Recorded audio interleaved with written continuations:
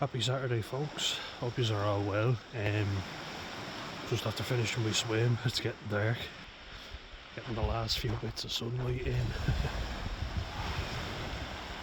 It's really good that we've had such a great increase in subscribers. So cheers to all you guys. Lots of liking and commenting going on as well, which I always welcome. Been checking my analytics, so basically what it says is how well your videos have been doing in the last 28 days, and that's what it bases it off. Just for anyone who doesn't know, I'm sure a lot of you know anyway, but just steady the phone there. Likes wise on my short videos, it's been getting a lot more attention, 103% more likes, which is great. You know, I'm getting 33 more subscribers than usual, which is excellent. My long videos, just regular videos I should call them, I like to go into a lot of detail and I kind of suspected they wouldn't do as well as the shorts, you know, because a lot of people's attention spans go down now. But I'm actually getting a lot of interest from Indonesia, so thank you guys. I'll have to learn some words. But cheers for everything, guys. You're really helping me out whatever way you like my videos. I know I post a lot about me and Alfie, my best mate. Love him to bits. But one area where I'm going to keep posting a lot more about, and I've started doing it anyway, but I'm going to keep posting about sobriety, you know. This is my sober space is what I call it. Just this right here, you know. It is incredible. It's so good for the head. Started a 5-a-side, getting back into coaching. We've a big game coming up and it's on Thursday, which is my day off. So, you know, I missed that game last year. Not last year, actually. Jeez, that'll show you how either slowly or quick time has gone. I can't really tell. I'm a bit bedazzled at the minute, but yeah, Jesus. Time has kind of dragged by, to be honest with you. I guess it would mean that the year has gone by slowly. I guess that's what depression does to you, it slows things down, but I think I'm coming out the right end of it, you know. Putting alcohol into your body and then withdrawing from it is terrible. And I haven't even experienced the half of it, you know. I'm lucky that way that I'm stopping now and getting ahead of it. But I do get the cravings. And Mon the fish, our Celtic brother from Glasgow, good Glaswegian, welcome mate. And I just wanted to follow up by saying I don't want to offer you loads of answers because I don't have them. You know, your situation, my heart goes out to you. You know, it's something I haven't personally experienced, and sometimes you just don't need people offering you advice. What you need is someone just to say, look, what you've been through is shit, but we're here for you, and we are here for you, you know. I'm here for you as well, like, so feel free to reach out anytime. You know, these videos have been a very positive thing, and honestly, like, this channel is keeping me sober. Being serious, you know, because I feel like it wouldn't be honest to you guys if I was going off drinking after talking about sobriety, which is why I didn't make it about sobriety in the first place. And it's coming up to a tricky period for me, you know. I was watching Benidorm, a series that I love. I absolutely love the series, and it's the reason why I decided to go over. And I wanted to see my favourite characters. You know, I love Kenneth, the Salon. Apparently he's not actually gay, Tony Maudsley. He's in Corrie now, and I much prefer him as Kenneth. He'll always be Kenneth to me. I love Gavin as well, real sassy little Gavin. Hugh Sachs. How dare you? How dare you? Madge, you've got to love Madge. You can frig off. I'd rather drink my own piss. She's so funny. But that's why I went. I've already been, but I went just over a year ago, which is mad to think. And as I say, time has really dragged by. It really has. Like the team we're playing on, it'll be Thursday. Just I can't think. But the team we're going to be playing on Thursday are Nemesis. and we played them just in March. So yeah, it's just mad I'm wearing the same gilet. But I missed that game, probably just as well I did. My blood pressure was quite high at the time and wasn't in a great place. You know, we played them in a game earlier in the year, or was it late last year? See, that's what I'm saying. I think it was late last year, around November, December time, and it was a fucking terrible day for a game of rugby. You know, a real tight, wet game, rugby jackal. You'll know. Back me up on this. But two of their lads were roughing one of our fellas up, like our scrum half, and I ran onto the pitch, and luckily for us we had an injury, so I pretended I was on the pitch for that, but I kind of split the lads up. I didn't hit anyone now, you know, wouldn't be my style. I just told the lads, go back to your side, and I told our lads as well to go back to our side, you know. But I was given out and told if you do that again, like, we could get in serious trouble, so much more level-headed now, and safe to say I won't be making any more pitch invasions. Want to go out and support the lads, because this is a team that we've really struggled to beat, you know. So it'd be great if we can get a win. But that's something to focus on, you know, in the meantime. Because I have been getting cravings, you know, especially because it's around rugby season, you know. Around November, during the autumn internationals, I was drinking pints of Guinness with mates, you know, and I call it classy and civilised drinking at a rugby game, but enjoying it, you know. Went to the Australia game and met up with one of the lads, South African guy that I coach with, Johnny, and we had a great laugh, really good time, you know. So I will miss that aspect, definitely that element of it, you know. I always hated nightclubs, but I will miss rugby drinking for sure. It's something that I really enjoyed. See if this light has any... No. I have a light on my hat, but it won't come on. The battery's dead. Have to replace it. But yeah, I feel like going on a lads' holiday last year really... It opened my eyes up, you know, to seeing if I want to spend...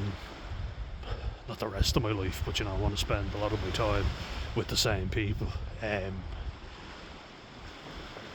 It's been a long time coming, and we were waiting to do it for years, and we finally did it. And I was like, fine, that's the bucket list ticked off, so at least I'm not, you know, raring to go. I've done it now and it's done, so I can tick that off. But watching shows like Benidorm and how carefree everybody is, you know, and that's how I was when I was on holiday. That's what you want to be, for the most part anyway. Just didn't end up being carefree by the end. I just wanted to come home, counting the days down. But I love drinking in the heat, you know, and the cold beers going down. It's amazing. Don't like sitting around the pool all day drinking now. I'd rather be doing stuff, but you know, I will do again, no doubt about it. And rugby drinking is something that I will miss.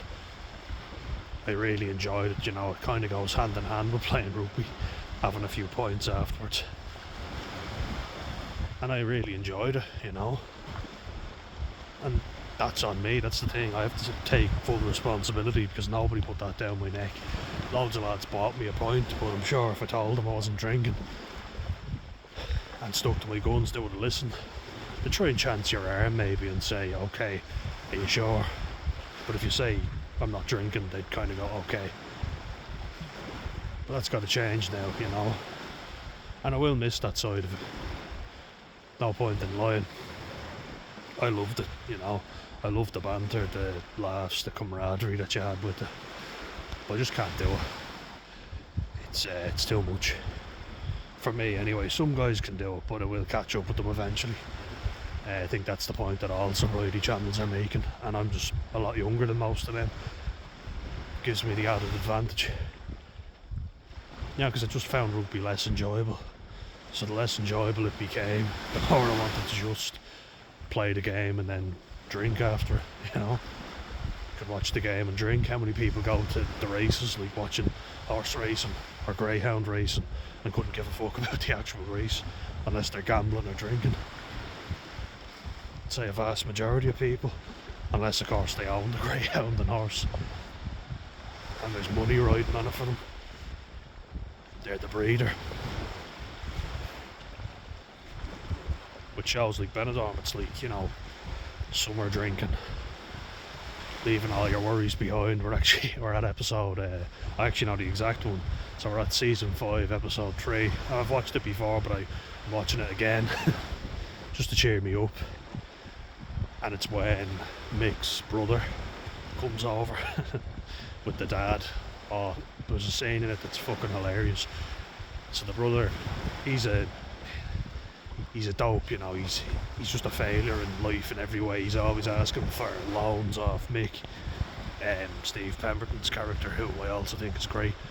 Steve Pemberton's a really funny guy. He's a great comedian, but also just he's a really smart guy as well. Really intelligent. But he says he couldn't organise a piss up in a fucking brewery. Basically meaning he can't get anything done, he's useless. And you know, what's the actor's name? Is it David Kelly? I think it's David Kelly, yeah, you know, the caretaker, Finch from Harry Potter. He plays the dad, Mick's dad, and he jokes about the brother buying 2 gay rabbits because he had an idea of starting you know, rabbit breeding business, and instead he ended up with 2 gay rabbits. He said we called them Elton and Dale.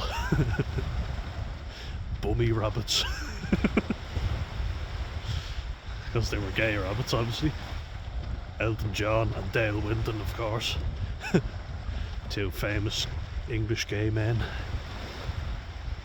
Oh, it was funny. Bummy rabbits, I really like that. It's just clever, you know, real quick witted humour.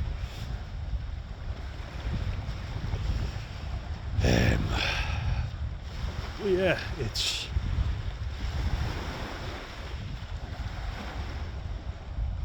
is something you laugh about, you know, when you go on holiday and you have a laugh and you get pissed. Wash all of your worries away.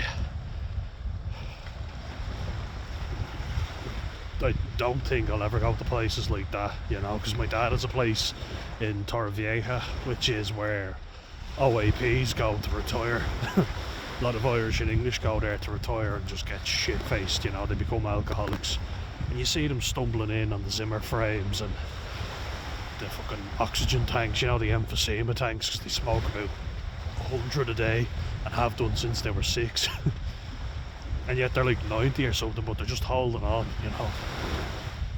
That's not what I want to be. I want to be living, not surviving, you know what I mean?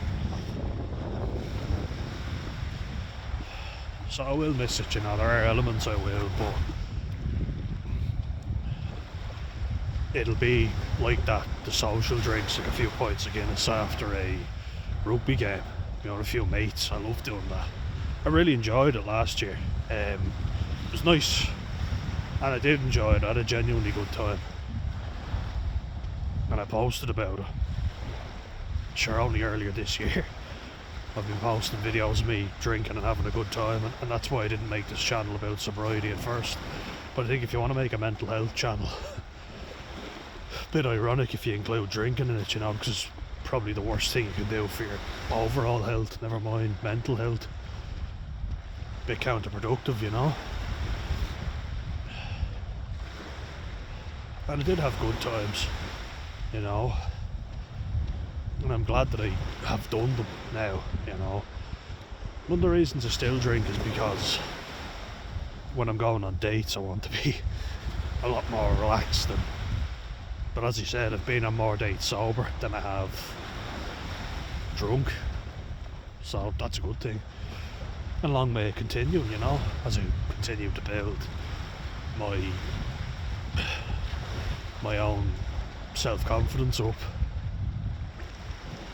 Day by day, you know, it does go up. You feel like you can do it a bit more, and this channel has given me that belief. There's a lot of people who are joining me for the ride, and that gives me a lot of confidence that it won't be as hard. Because it is hard when you think you're alone doing it. And the fact of the matter is, I chose to do it. I wanted to do it, several times. Nobody forced me to do it. I did it myself. But there's actually power in knowing that, because I know I can stop it. Instead of saying you're powerless, which is something with the AA motto that I don't like. I'm not powerless. I have all the power. Do I think it's harder for some people? Absolutely, Like Mon the Fish, as we were talking about. I have to get your real name. It's hard to bring that one up in conversation, but with your situation, mate, I can understand why you turn to stuff to cope, substances, because you lost the love of your life and your two sons, so my heart goes out to you. And that's the thing I think people need to understand, is that sometimes reality isn't better for people. It's going to take a serious amount of healing. People can't afford therapy, and times are very tough for everyone. So saying just get therapy, just go see a therapist, not everybody can. A lot of people are just left on waiting lists to suffer. So a quick fix is the alternative solution. And if you get to a stage where you're so low in confidence that you don't care whether you die, I call it, people do call it this as well, but it was my passive suicidality was when I was drinking at my worst, because I didn't care if I died, but I didn't have the energy to kill myself, You're drinking because it makes you feel good in the moment, but it's going to kill you, but you don't care because you already feel so bad.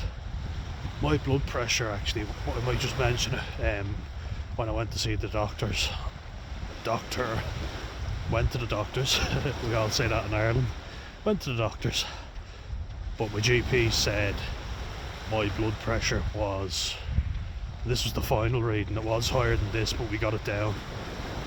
She just wanted to see if I was relaxed and calm, how I would be, and it was 135 over, or 134 I think, over 89. It was the final one. She wanted to see if it would come down. It was in the 140s, but I'd been talking and she was like, we both need to just stop talking. Yeah, I agree. Because it was having an effect on the reading. So the final one was 134 over 89. And for anyone who doesn't know, it should be 120 over 80. That's the healthy one. And I'm only 27, so imagine if I had kept on drinking or smoking, taking drugs. Some nights I think I drank enough to put away an entire bar, So I am lucky, and that's what keeps me going, is the fact that I am lucky, being grateful that I survived and that I'm going down here having swims and feeling better for it, not dragging myself around.